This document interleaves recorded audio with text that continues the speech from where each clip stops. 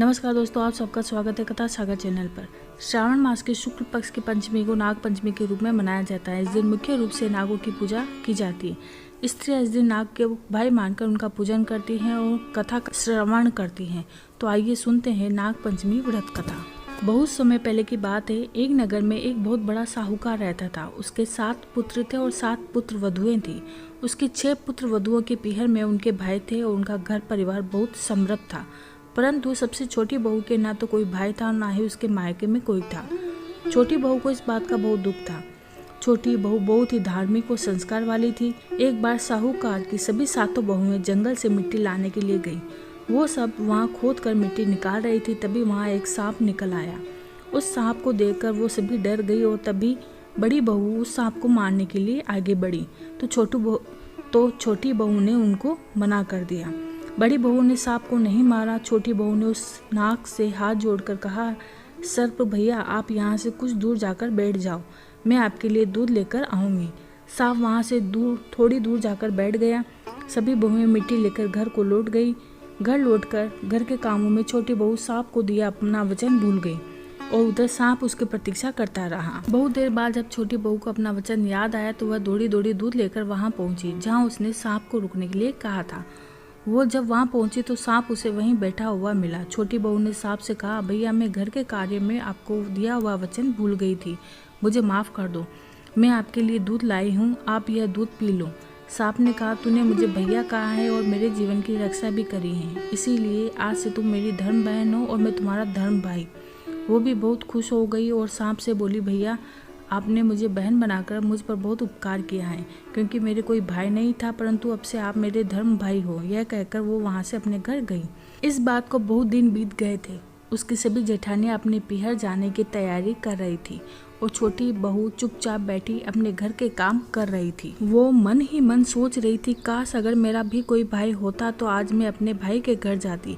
तभी वो नाग एक मनुष्य का रूप लेकर उसके घर आ गया और बोला कि मैं आपकी छोटी बहू का भाई हूँ, उसे उसके मायके ले जाने के लिए आया हूँ। साहूकार की पत्नी और दूसरी बहुएं कहने लगी कि इसका तो कोई भाई है ही नहीं। तब वो बोला कि यह मेरे दूर के रिश्ते की बहन और मैं बहुत समय से यहाँ से बहुत दूर नगर में था और अब कुछ समय पहले ही अपने घर आया हूँ। वहाँ उपस्थित सभी लोगों को उसने विश्वास दिला दिया कि वो उसका भाई है। जब सबको यह यकीन हो गया कि वो उसका भाई है तो उसका स्वागत सत्कार किया गया। फिर वो बोला कि मैं अपनी बहन को अपने घर ले जाने के लिए आया हूँ, आप इसे मेरे साथ भेज दीजिए। उसकी सास ने छोटी बहू को अपने भाई के साथ जाने की आज्ञा दे दी। छोटी बहू ने जल्दी से तैयारी कर और अपने भाई के साथ चल पड़ी। वो दोनों घर से दूर जब जंगल में पहुँचे तो सांप ने उस छोटी बहू को बताया कि मैं मनुष्य नहीं हूँ, मैं वही सांप हूँ जिसे तुम्हें धर्म बहन माना था।